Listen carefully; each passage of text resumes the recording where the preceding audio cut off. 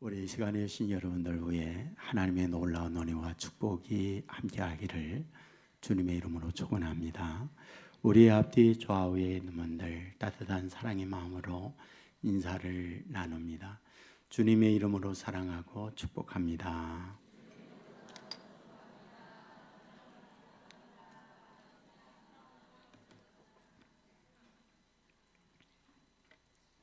예, 감사합니다. 3주 만에 여러분들을 뵈서 너무 감사해요. 그동안 다 안녕하셨죠? 예, 저도 안녕히 따왔습니다. 기도해 주신 여러분에게 정말 감사를 드리고, 전에는 주로 대만 목회자들 그리고 교회에 방문하는 일을 했었는데, 새롭게 캄보디아의 목회자들과 캄보디아 현지인들을 대상한 큰 집회를 갖게 됐어요. 모두가 다 은혜를 받고 또 좋은 결과를 얻고 오게 된 것, 여러분들이 염려와 기도 가운데에 이루어진 열매다 생각을 하고 감사를 드립니다. 인생 수업이라고 하는 책이 있는데 로스와 캐슬러라고 하는 분이 썼어요. 이분은 현대 호스피스 사역의 선구자다. 호스피스 사역, 그러면 말기 암 환자나 죽음을 앞두고 있는 이들을 돌보는 사역, 이것이 호스피스입니다. 그 일을 처음으로 시작한 분들입니다.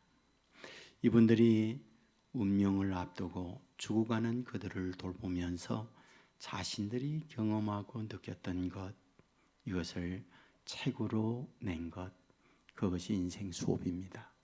이 책에 나오는 일부를 소개합니다. 중환자 병동이 있었습니다. 죽음을 앞두고 있는 환자들이 입원해 있는 곳입니다. 죽음을 앞둔다는 말이 무엇일까요? 두려움, 불안, 초조, 수많은 이러한 감정적 요소들이 교차하고 있는 그런 현장이 중환자실이라고 볼 수 있죠. 그런데 한 환자가 달라졌어요. 얼굴에 밝았고 얼굴이 전과 다른 모습으로 변화가 된 거죠. 담당 의사는 이상히 여겼습니다. 무엇 때문에 저 환자가 죽음을 앞두고 얼굴이 환해졌을까? 그리고는 관심 있게 관찰을 하던 중 이유를 발견하게 됩니다. 다름 아닌 청소부 아줌마 때문이었다는 거예요. 도대체 자기가 전공의사로 돌보고 여러 가지 처방을 하지만 변화되지 않던 저 환자가 어째서 청소하는 아줌마 때문에 저의 모습이 밝아졌지? 저 비밀을 안다면 어떻게 생각하면 100만 불을 주고도 살 수 없는 치료의 어떤 비법을 배울 수 있는 것이 아닐까? 이런 생각을 갖다가 어느 날 복도에서 청소하는 아줌마를 1대1로 만납니다.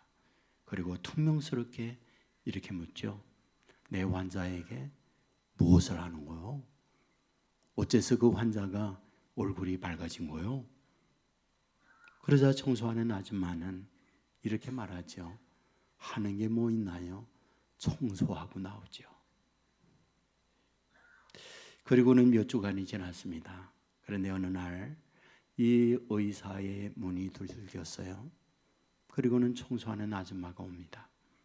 그리고는 앉아서 이렇게 이야기해요. 선생님, 저에게는 6남매 자녀가 있거든요. 그런데 한 아이가 어느 날 폐렴을 앓았답니다. 그 아이가 골골하고 고열로 어려움을 겪을 때 병원을 찾아갔어요. 응급실이었죠. 그런데 의사는 계시지 않았어요.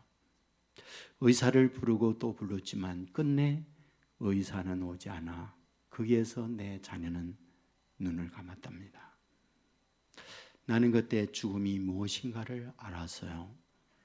그리고 나의 아이는 바로 평안하게 내 품에서 눈을 감았답니다. 죽음은 두려운 거지요. 죽음을 좋아하는 사람은 아무도 존재하잖아요. 저는 그때 그걸 알았어요. 곁에 있어준다고 하는 것. 나는 청소를 하고 그에게 가서 쓰다마 주면서 함께 있음을 표현을 하곤 했답니다. 그것이 제가 그 환자를 위해서 한 전부였습니다. 이렇게 말을 했던 거죠. 이분은 공부에 실력을 갖고 있는 전공자는 아니었어요. 하지만 외롭게 죽음을 기다리고 있는 이에게 옆에 곁에 있어준다고 하는 것, 그것이 그 환자로 하여금 희망이었고 그 환자에게 새로운 어떤 활력을 제공하는 계기였다고 하는 거였죠. 저는 오늘 본문에서 이런 부분을 말씀드리려고 해요. 등장하는 사람이 스데반입니다. 본문의 배경이 무엇인가요? 장렬한 순교를 당하는 내용입니다. 여러분, 이 본문 전 7장 초두에서 어떤 부분을 말씀하고 있는 걸까요? 스데반은 법정에 끌려갔어요. 재판을 받고 있는 그때에 모여있는 군중들, 모여있는 재판하는 사내들인 공회원들에게 설교하는 내용이에요. 설교의 요지가 무엇입니까? 구약 역사를 말했던 거예요. 우리의 조상이 누구인가요? 아브라함이잖아요. 메소포타미아에 있던 그를 하나님께서 불러냈습니다. 가나안에 살았잖아요. 그의 손자 야곱이 75명의 자녀를 끌고 이집트로 내려갔었어요. 400년 동안을 살았죠. 그리고는 모세를 통해서 고통하는 우리의 백성을 출애굽시켰다고요. 광야길에 하나님은 불기둥 구름기둥으로 인도하고 우리가 가나안에 정착하여 산 것, 얼마나 큰 하나님의 은혜입니까? 근데 실제 우리의 조상들을 살펴보십시오. 하나님의 선지자, 의롭게 말씀을 증거하는 자들이 와서 환영받았던 때가 언제였습니까? 오히려 비난을 받았고 오히려 무시를 당했고 오히려 그들에게 돌 맞아 죽은 것이 우리의 멋진 선지자들의 모습이었습니다. 결국 우리는 귀와 마음에 할례를 받지 못하고 결국 하나님의 은혜를 이렇게 바꾸었습니다. 여러분, 설교의 내용은 별것 없었어요. 그들이 다 알고 있는 역사적 사실에 대하여 말씀을 전했던 거죠. 그런데 이 말씀을 들었던 당시의 사람들, 어떠한 반응이었습니까? 성경은 이를 갈거늘 그 말씀을 듣고 이를 갈았다. 그리고는 이어서 자기들의 든 손의 돌들을 스데반을 향하여 내려쳤던 거죠. 여러분, 오늘 우리는 이 말씀을 보면서 어떤 생각을 가져야 할까요? 먼저 스데반이 누구냐라는 것을 한번 생각해 보면 좋겠어요. 스데반을 알기 위하여 사도행전 6장을 봐야 합니다. 6장은 어떤 말씀의 기록일까요? 예루살렘 교회가 부흥이 됐어요. 오순절 아래 성령을 받았던 사도들과 많은 믿음의 선배들이 말씀을 증거하게 될 때에 교회에 3,000명, 5,000명 회개하고 돌아오는 역사가 일어났어요. 여러분, 교회가 부흥된다는 것 얼마나 고무적이고 감사한 일이에요. 그러나 어두운 면이 있죠. 어두운 면이란 무엇일까요? 교회 내에 두 파가 있었어요. 헬라파 유대인과 히브리파 유대인입니다. 왜 헬라파 히브리파라고 말할까요? 헬라어를 사용하는 유대인들을 헬라파 유대인, 히브리어를 사용하는 사람을 히브리파 유대인이라고 말한 거죠. 다시 말씀드리면 여기에 헬라파라는 것은 자기의 고국을 떠나 흩어져서 살고 있던 사람들이 당시 세계 공용어였던 그리스, 헬란말을 쓰는 유대인이었어요. 바로 그들이 자기의 고국 유다로 와서 교회에 출석하게 된 거죠.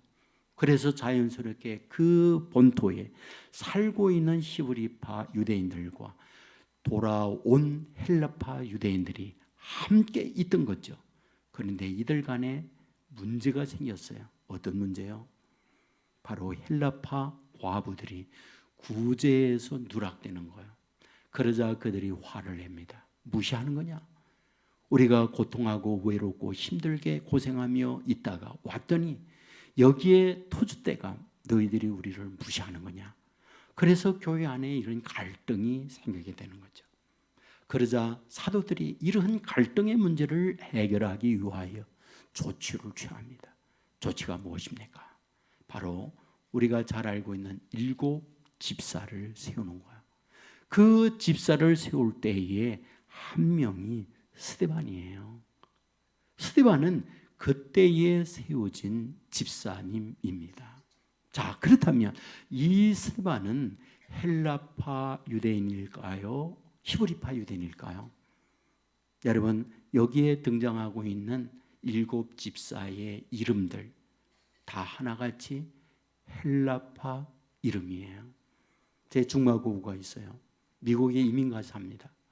오래간만에 친구를 만나서 무한히 명함을 제게 하나 주었어요. 한국에서 부르던 이름이 없고 피터 킴이라고 하는 영어식 이름의 명함을 주었어요. 한국에는 한국의 이름을 쓰다가 미국을 갔더니 미국의 이름으로 바꾼 거예요. 여러분, 헬라파 유대인이란 무엇입니까? 자기 고국에서 살 때에 자기 고국의 이름을 쓰다가 외지에 나갔더니 그 지역의 사람들의 이름으로 이들의 이름을 바꿨다. 그 이름 중에 하나가 스데반이다. 자, 그렇다고 한다면 무슨 뜻입니까? 헬라파 유대인으로 헬라파 유대인 교인들이 여러 가지 차별 대우를 받으니까 구제에서 소외되고 있으니까 그들을 특별히 돌보는 일을 하게 되는 거잖아요. 여러분, 그런 돌봄의 일만 스데반이 한 게 아니에요. 성경을 보면 스데반은 지혜, 능력, 성령이 충만한 사람이라고 했어요. 그런 지혜, 능력, 그런 성령이 충만함을 가지고 한 것이 무엇인가? 병 고치고 말씀을 전거하고 일반 사도와 같은 역할을 하게 된 거죠. 그런데 이때에 시비를 걸어온 사람이 있어요. 누가? 바로 헬라파 유대인. 자기와 같이 외지에 나가서 여러 가지 모멸을 당하고 무시당하고 힘든 인생을 살아와서 마음과 마음이 통할 수 있는 동병상련의 아픔을 가지고 있는 그들로부터 무시를 당하는 거예요. 그리고 공격을 하는 거예요. 그리고 거짓 증인들을 돈을 주어서 사거는 저 스데반 전하지 못할 것을 전하고 있다. 하지 못할 것을 하고 있다. 하나님을 모독하고 모세의 율법을 정면 도전하는 자다. 그러면서 사내들인 공에 고소를 한 거예요. 여러분, 이때 결국 스데반은 죄수의 몸이 되어서 사내들인 공에 끌려가게 됩니다. 여러분, 사내들인 공회원들이 있어요. 자기와 함께 어려움을 겪고 있던 헬라파 유대인들이 자기를 오히려 고소하면서 수많은 무리들이 자기 주위에 빙둘러 서 있어요. 바로 이런 상황에 있을 때 바로 스데반이 설교를 한 거예요. 바로 그 설교가 7장이었던 거죠. 자, 그런데 이런 상황에서 우리에게 보여주는 것, 무엇을 보여주는 걸까요? 저는 스데반의 버려짐이라고 생각해요. 그는 헬라파 유대인입니다. 교회 내에서 구제에 누락되고 있는, 돌봄의 손길이 미치지 못하는 그들을 돕는 일을 위하여 스데반은 집사로 선택을 받았어요. 그는 분명 그 일을 위해서 일했습니다. 그런데 지금은 오히려 그들을 돕는 일을 했고 복음을 증거하는 이 사역을 하는 이 스데반을 고소하고 스데반을 법정에 세우고 있는 거죠. 무엇입니까? 그들로부터 버려짐, 그들로부터 인정받지 못함, 그들로부터 따돌림을 받는 상황, 이것이 스데반의 현실이었구나. 하는 것을 발견하게 되는 거죠. 사랑하는 여러분, 저와 여러분의 인생을 살 때에 여러분의 삶에 가장 힘든 것이 무엇이라고 생각하세요? 실패요? 병든 거요? 사람들과 다툼과 갈등이 있는 거요? 다 힘들어요. 그러나 가장 으뜸이 되어지는 힘든 것은 무시당하는 거라고 생각해요. 인정받지 못하는 거라고 생각해요. 버림당하는 거라고 저는 생각해요. 여러분, 성경을 보면 버림당함은 하나님의 진노라고 하는 걸 아십니까? 타락한 인간에게 찾아온 제일 먼저가 버려짐이에요. 선악을 알게 하는 열매를 먹었을 때 하나님은 선악을 알게 하는 열매를 먹었던 아담과 하와를 에덴에서 쫓아내요. 버리는 거예요. 죄의 형벌이 버려짐입니다. 여러분, 사무엘상 15장에 보면 하나님이 하지 못할, 해서는 안 될 그것을 사울 왕이 해요. 그때 사무엘 선지자가 사울 왕에게 찾아가서 한 말이 무슨 말인지 아세요? 당신이 하나님을 버려서 하나님도 당신을 버렸습니다. 그 얘기예요. 그러니까 버려짐이라고 하는 것은 곧 무엇이냐? 죄진 인간에게 내리는 하나님의 형벌, 이것이 벌이라고 하는 걸 성경은 분명히 말합니다.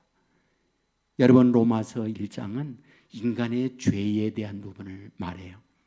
그런데 인간의 여러 가지 죄가 있지만 그 죄를 분석하고 종합해 보면 바꾼다라는 걸로 말할 수 있어요. 바꾸는 거예요. 무엇을 바꾸느냐? 성경을 보면 하나님의 영광을 동물의 모양의 우상으로 바꾸다. 또 그들은 여자의 순리대로 쓸 것을 영리로 바꾸다. 바꾸다는 것을 얘기해요. 다르게 보면 하나님께서 창조하실 때에 아담을 만들고 하와를 만들어요. 그래서 결혼을 하게 합니다. 이것이 순리예요. 그런데 인간의 죄성은 이걸 영리로 바꾼다는 거예요. 남자가 남자끼리 여자끼리 동성하는 이런 일이 벌어진다는 거예요. 지난 8월 31일 부평역에서 쾌여 축제라는 걸 했어요. 그때 많은 우리 성도들이 참여해서 반대 집회를 함께 한 이야기를 들었어요. 여러분에게 정말 감사를 드려요. 여러분, 그런데 이와 같이 순리를 영리로 바꾸고 하나님의 창조를 도전하며 바꾸어 낼 때 하나님께서 내리는 벌, 하나님이 내리는 형벌, 그게 뭔지 아세요? 여러분, 로마서 1장 24절에 이렇게 기록해요. 그러므로 하나님이 그들을 마음의 정욕대로 더러움에 내버려 두사, 하나님이 그들을 마음의 정욕대로 더러움에 내버려 두사. 로마서 1장 26절에 보면 이 때문에 하나님께서 그들을 부끄러운 욕심에 내버려 두셨으니, 부끄러운 욕심에 내버려 두셨으니. 로마서 1장 28절에 하나님께서 그들을 그 상실한 마음대로 내버려 두사, 상실한 마음대로 내버려 두사. 우리는 여기서 반복해서 재지은 순리를 영리로 바꾸고 하나님의 창조에 정면 도전하고 우상으로 바꿀 때 하나님이 내리는 벌이 있는데 내버리다, 내버리다, 내버리다 반복해서 말하는 걸 봐요. 맞습니다. 버려짐은 벌이에요. 버려짐은 가장 슬픔이에요. 버려짐, 무시당함, 인정받지 못함, 이것만큼 삶의 의미를 상실케 만드는 일이 더 이상 어디에 있겠습니까? 필립 클레이라고 하는 분이 있어요. 이분은 홀토아동 목지를 통하여 미국에 입양이 됩니다. 그리고 입양되었던 곳에서 피양이 돼요. 그래서 또 다른 가정으로 입양이 되어서 갑니다. 그런데 입양된 그곳에서 다시 한국으로 쫓겨나와서 저 경기도의 한 고층 아파트에서 투신 자살함으로 그의 삶을 마감한 사람, 그분이 필립 클레이라고 하는 사람이에요. 제가 신문 기사를 읽으면서 그가 얼마나 힘들어했을까 그런 생각이 듭니다. 세상에 태어날 때 한국에서 생모가 그를 버려요. 홀토당 먹지는 그 아이를 미국으로 입양합니다. 근데 입양된 그 미국인 가정에서 이 아이를 버려버렸어요. 그러자 다른 가정에서 그 아이를 데려갔어요. 그런데 그 가정에서 또다시 버렸어요. 결국 29년 동안 미국에서 살았는데 시민권을 받지 못했어요. 다 버리니까. 결국 한국으로 추방돼서 온 거예요. 추방돼서 왔더니 어떠해요? 아는 사람이 있어요? 한국말을 합니까? 뼛속까지 영어에 절어있는 그는 한국인에도 버림당한 거예요. 알고 있는 분이 이렇게 말했죠. 날마다 술로, 날마다 고통을 겪으면서 나를 내 나라 미국으로 보내달라고 그러다가 결국 스스로 삶을 마감했다, 그런 얘기였어요. 여러분, 이보다 더 슬픈 일이 어디 있습니까? 버림을 당한다고 하는 것. 그런데 오늘 본문에서 굉장히 우리에게 희망이 되는 말씀이 있다고요. 그 희망이란 무엇입니까? 주님이 스데반을 찾아오고 있다고 하는 것. 오늘 본문은 우리에게 뭘 말해주고 있습니까? 스데반이 눈을 들었을 때 예수님께서 하나님 우편에 서신 것을 보노라, 이렇게 고백하고 있잖아요. 뭘 뜻하는 거죠? 하나님은 이런 스데반에게 눈을 한 번도 뗀 적 없다. 하나님은 한 번도 스데반을 놓친 적이 없다. 그가 자기의 헬라파 유대인에게 무시당하고 버림당하고 고소당하고 지금 죄수의 몸으로 재판장에 와 있지만 그와 하나님은 함께 하시고 주님은 그의 모습에서 눈을 떼지 않았다는 것. 동시에 재판을 받고 있는 그 현장에 주님은 이 스데반과 함께 하고 있다고 하는 것. 저는 이 말씀을 볼 때마다 얼마나 위로요, 용기요, 힘이 되는지 몰라요. 왜? 여러분에게 늘 이 부분을 말씀하지만은 주님은요, 성경에 늘 앉아 계시는 분으로 나오지요. 서서 계시는 분으로 나오지 않거든요. 우리의 신앙 고백에 보면 하늘에 오르사 하나님의 우편에 앉아 계시다가 그러잖아요. 여러분, 골로새서 3장 1절에 보면 위의 것을 찾으라 그랬더니 위의 것을 찾을 때 그랬더니 어떻다? 그리스도께서 하나님 우편에 앉아 계시노니라, 그렇게 기록을 하거든요. 맞습니다. 여러 곳에서 우리 주님은 하나님 우편에 앉아 계세요. 그런데 여기 스데반을 보면서 우리 예수님은 하나님 우편에 서서 계신다, 이렇게 말씀을 하고 있는 거거든요. 그렇다면 왜 앉아 계시는 주님이 서 있는 걸까요? 특별히 스데반의 상황, 스데반의 형편에 우리 주님은 마음을 쏟고 함께 그 마음을 주고 있다고 하는 표현이 아닙니까? 좌절과 절망의 상황, 위협의 죽음의 문턱에 있는 상황, 그리고 믿었던 정말 자기 마음을 이해할 수 있는, 함께 자기의 국가를 떠나 외지에 방황하며 디아스포라로 힘들게 살아왔던 헬라파 유대인이었는데 그들로부터 고소당하고 그들로부터 무시를 당하고 있는 그 마음의 아픔, 누구보다 주님은 알고 있는 거구나. 그래서 주님은 일어서서 스데반을 보면서 힘을 내라고 응원을 하고 있는 거구나. 여러분, 우리가 운동 경기를 하다가 설 때 언제입니까? 설 때. 여러분, 결정적 순간에 골을 집어넣으면 여러분, TV 보는 사람들조차 집에서 막 일어나요. 일어난다는 건 흥분이요, 일어난다는 것은 응원이요, 일어난다는 건 감동이에요.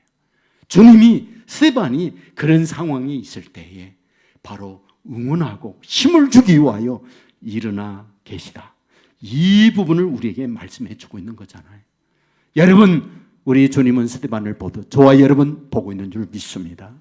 때로 힘들고 어렵고 누군가에게 인정받지 못하는 상황에 있다 할지라도 저와 여러분 보고 서서 여전히 저와 여러분에게 응원을 보내고 있는 주님이라는 사실 믿으시기를 주의 이름으로 축원합니다. 저는 이 말씀을 보면서 제 안에 오는 게 있어요. 주님은 누구보다도 스데반의 형편, 누구보다도 스데반의 마음으로 가슴으로 아파하는 분이라는 생각이 들어요. 왜? 주님이 그런 과정을 다 거쳤잖아요. 요한복음 1장 11절에 보면 예수님이 자기 땅에 오매 자기의 백성이 자기를 영접하지 않았다. 자기 땅에 왔는데 자기 백성이 자기를 영접하지 않았어요. 예수님께서 나귀를 타고 예루살렘으로 입성할 때 사람들은 자기의 겉옷을 길에 깔면서 레드 카페트를 만들었어요. 종려 가지를 꺾고 환호하면서 호산나 다윗의 자손이요, 새로운 왕이 등장했다고 열광을 했던 그들이에요. 그런데 예수님께서 붙들려 죄수의 몸으로 전락하게 되었을 때 그들은 어떻습니까? 아우성을 치며 핏대를 올리며 십자가에 못 박으소서, 십자가에 못 박으소서 돌변하여 예수님을 거듭찬 무리들이었어요.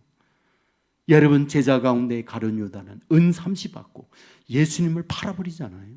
그렇게 믿고 의지했던 베드로는요, 자기 보는 앞에서 저 인간 모릅니다, 예수님을 완전히 무시하면서 멸시하면서 부인을 해버리고 예수님을 차버리잖아요. 여러분, 슬프게도요, 하나님도 예수님을 버립니다. 십자가상에 있을 때 라마 라마 사막다니 하시니 하나님이여 하나님이여 어찌하여 나를 버리시나이까. 하나님도 버린다고 고백하고 있습니다. 자, 그렇다면 도대체 왜 이렇게 예수님은 버림당합니까? 하나님 자신이 이 땅 위에 오셔서 왜 도대체 이런 버림을 당해야만 하는 겁니까? 여러분, 우리는 알아요. 우리는 버림당한 존재예요. 에덴에서 버림당했고, 여러분, 세상으로부터 버림당했고, 죄의 형벌로 버림당한 존재가 우리 인류입니다. 그런데 그 죄의 형벌을 주님이 대신 당하는 것이 버림당함의 고통이었어요.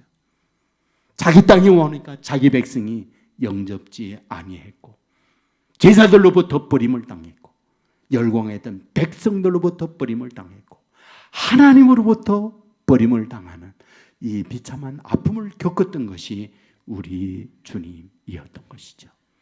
여러분, 저와 여러분을 위하여 대신 주님이 버림당하고 버림당하여 힘들고 곤고한 우리에게 찾아와서 우리와 함께 하고 있다는 사실 믿으시기를 주님의 이름으로 축원합니다.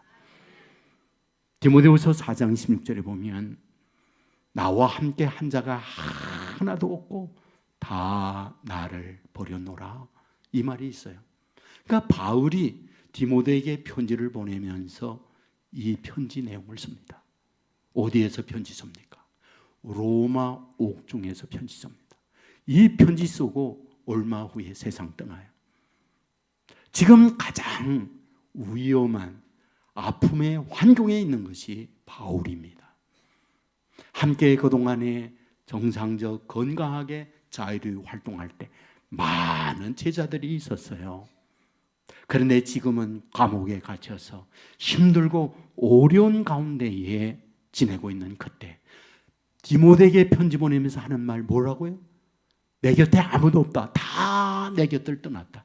그리고 이어서 하는 말, 대만은 세상 사랑하고 가버렸고, 그레스게는 갈라디아로 가버렸고, 디도는 갈마디아로 가버렸어. 그리고는 내 곁에 아무도 없어. 여러분, 죽음을 앞두고 있는 마지막 순간에 그는 외로웠어요. 그런데 여러분, 16절에 이 말씀을 하고요, 17절로 와서 얼마나 큰 위로의 말을 쓰고 있는지 아세요?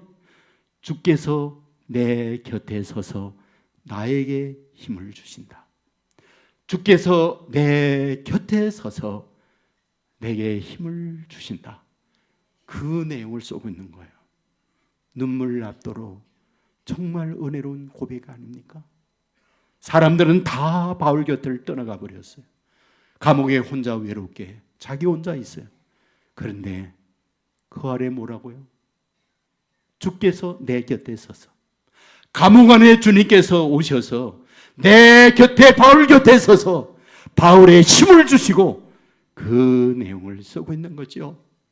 이 주님 저와 여러분에게 동일하게 오셔서 힘들고 어려운 가운데 서서 동일하게 힘주시는 주님이라는 것 믿으시기를 주의 이름으로 축원합니다. 가장 곤고하고 힘들 때 주님이 나와 함께 한다는 이 믿음만 놓치지 않는다면 우리는 견뎌낼 수 있다고요. 참아낼 수 있다고요. 그래도 힘있게 인생길을 갈 수 있다고요. 이 은혜가 함께하기를 주의 이름으로 축원합니다. 피트 글래드윈이라고 하는 분이 계세요. 잿더미 속에서 살아나오다는 제목의 책을 썼습니다. 이분이 생후 7개월 될 때 어머니가 그 아이를 안고 난로가에 있다가 그만 어머니가 잠시 나간 사이에 불이 났어요. 이 아이는 생후 7개월 됐을 때 중화상을 입습니다. 그래서 발가락 10개를 다 자르고 오른손에 오른손가락 다 잘라요. 중상을 입게 되는 거죠. 그런데 아버지가 술에 마약에 중독된 사람이에요. 정상적 돈벌이 한번 하지 못했어요. 가난이 이 가정을 지배하고 있습니다. 결국 아버지는 자살을 해요.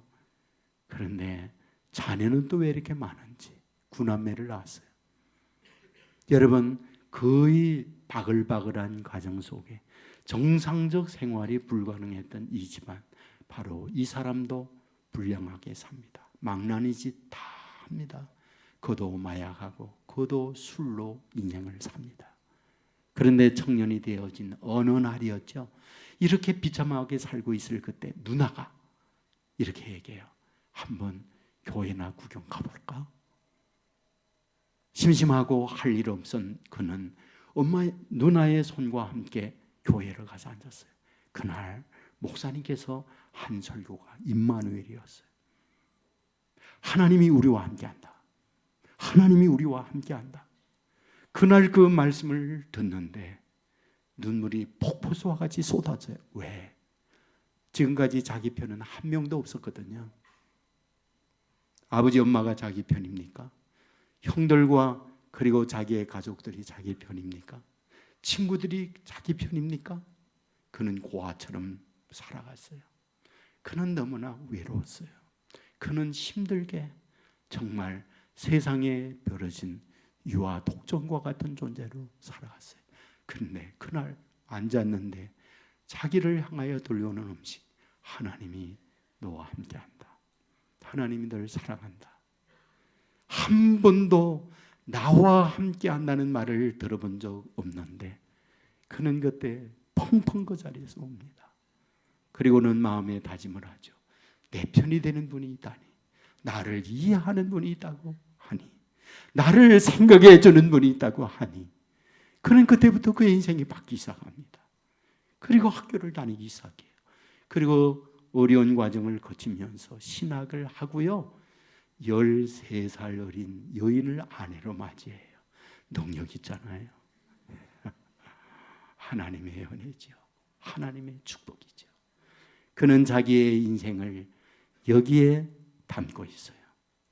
하나님이 함께한다는 그것이 그의 인생을 바꾸는 거예요. 여러분에게 말했지만은 저는 1년 동안 허리 디스크로 고생을 했거든요. 참으로 찾아오는 사람 없고 힘든 시간이잖아요. 저는 친구를 찾아갔어요. 사업하는 친구였죠. 손님이 많이 왔어요. 하지만 왔냐? 거기 앉아있어. 30분이 지나도 1시간이 지나도 저에게 눈길을 주지 않았어요. 자격지심이죠. 걔는 그러지 않았는데 제 마음에 무시하는 것 같은 느낌을 받았어요. 왜 왔어? 말은 하지 않았지만 자격지심으로 제 마음에 밀려왔어요. 야, 바쁜데 나 갈게. 그리고 나와 버스를 타고 집으로 오는데 왜 이렇게 서러운지 혼자서 차에 가면서 이렇게 눈물을 훔치고 있는 그때 하나님이 저에게 들려오는 음성이 있었어요. 아들아, 나는 내 곁을 떠나지 아니할 거야. 아들아, 내가 너와 함께 할 거야. 저는 그때 얼마나 그것 때문에 더 서럽고 더 감사하고 더 마음의 위로가 되는지 버스 안에 내내 혼자서 훌쩍거리며 갔던 기억이 있습니다. 이만큼 위로가 어디 있을까요? 이만큼 소망이 어디 있을까요? 저는 결론으로 말씀을 드리고 싶어요. 이 본장의 말씀을 가만히 보세요. 자기 편 아무도 없습니다. 거기에 사내들인 공회원들이 있고 고소한 헬라파 유대인들이 무리를 지어 있습니다. 그들을 향하여 설교를 해요. 만일 그들만 스데반이 보았다면, 만일 그들만 눈에 들어왔다면 스데반의 인생은 어떻게 됐을까? 참 무너져 내리는 삶이었겠구나. 그런데 스데반에게 눈을 들어 하늘을 보고 있다는 것, 눈을 들어 하늘을 보고 있다고 하는 것, 그리고 하나님 우편에 서 계신 예수님을 보고 있다고 하는 것. 이것이 스데반으로 하여금 견디게 하는 힘이었구나. 위를 바라보고 주님을 볼 수만 있다고 한다면, 나와 함께 하시는 주님을 볼 수만 있다고 한다면, 때로 버림을 당하고 힘든 가운데 놓여 있지만 내 곁에 떠나지 아니하고 나를 주시하고 계시는 그 주님을 느끼고 믿을 수만 있고 그 주님을 만날 수만 있다고 한다면, 세상이 어떠한 어려움과 고통이 설령이 있다 할지라도 모든 걸 격투는, 모든 걸 견뎌내는 하나님의 사람으로 설 수 있다, 저는 믿습니다. 저는 이 은혜가 여러분 가운데 넘치기를 주님의 이름으로 축원합니다. 우리 모두 자리에서 일어나